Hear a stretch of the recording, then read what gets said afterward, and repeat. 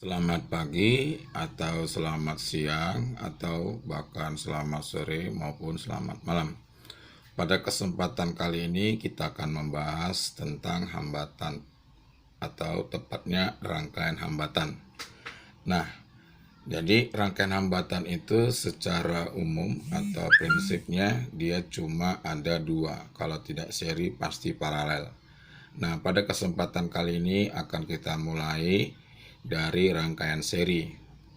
Nah, pada rangkaian seri misalnya ada komponen listrik yang akan dirangkai seri.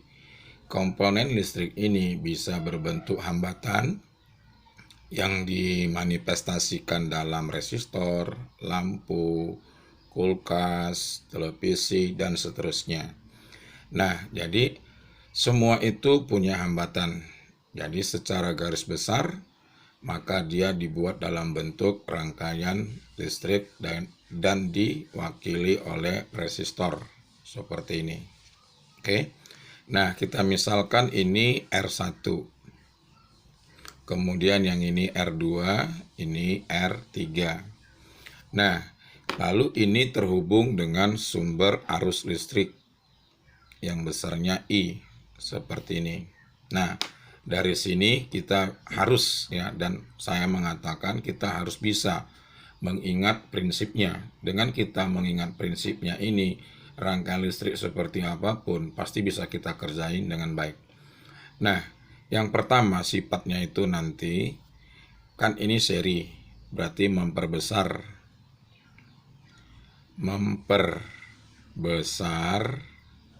nilai hambatan. Ini dia. Nah, jadi kalau begitu R serinya sama dengan R1 ditambah R2 ditambah R3 ini. Dan seterusnya. Ya, tergantung ada berapa banyak rangkaiannya. Jadi maksudnya begini, andai kata di sini 10 ohm, 10 ohm, 10 ohm. Kan kita jumlah semua jadi 30 ohm. Itulah maksud pengertian memperbesar nilai hambatan. Nah, kemudian sifatnya yang kedua itu nanti kuat arus sama besar. Kuat arus sama besar.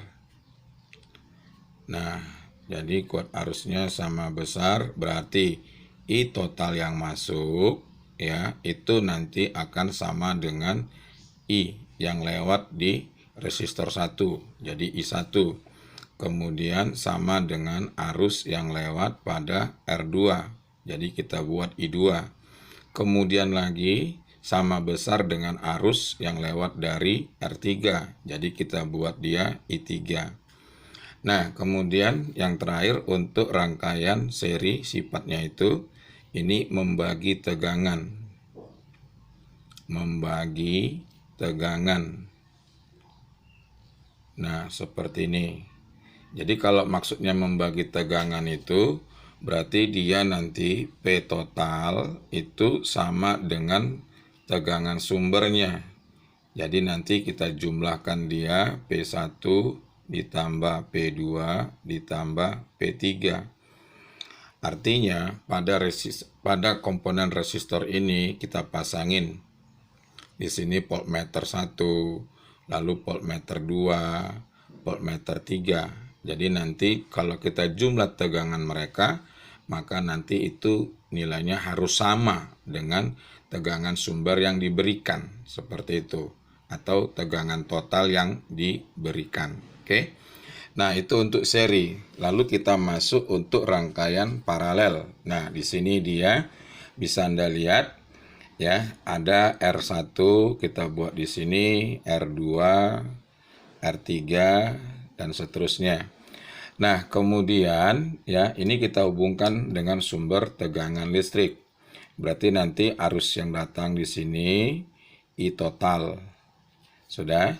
Nah, sampai di titik cabang ini ya, sampai di titik cabang ini ya, kita misalkan titik A ini. Nanti dia akan dibagi, ada yang lewat R1 dinamakan I1. Ada yang lewat R2 dinamakan I2. Lalu nanti ada yang lewat R3 dinamakan I3, seperti ini. Nah, lalu mereka berkumpul lagi di titik yang berikutnya, ini di titik B. Jadi nanti setelah mereka berkumpul, muncullah I total. Jadi I total sebelum dan sesudah itu sama, gitu dia. Nah, jadi dari sini ya bisa kita ambil sifatnya. Yang pertama, pada rangkaian paralel itu nanti memperkecil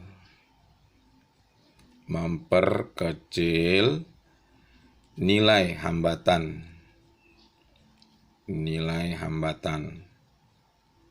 ini. Jadi nanti dia dibuat menjadi 1/RP sama dengan 1/R1 ditambah 1/R2 ditambah 1/R3, seperti ini. Jadi nanti dia untuk membuktikan diperkecil, misalnya ini 2, 3, 6.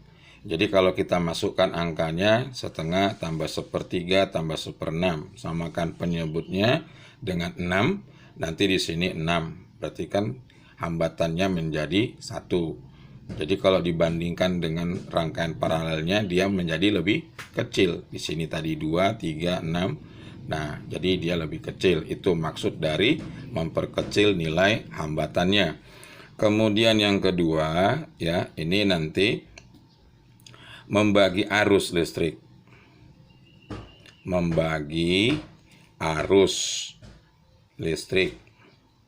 Nah, coba Anda lihat tadi di gambarnya, ketika lewat R1 namanya I1, lewat R2, I2, lewat R3, I3. Jadi dia bisa kita buatkan sifat yang kedua, I totalnya itu nanti sama dengan I1 plus I2 plus I3. Ini. Dan yang terakhir itu sifatnya, ya, ini tegangan sama besar.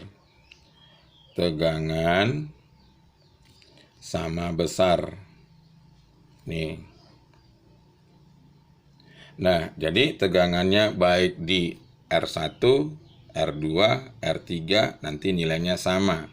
Jadi bisa kita buat di sini P1 sama dengan P2 sama dengan P3.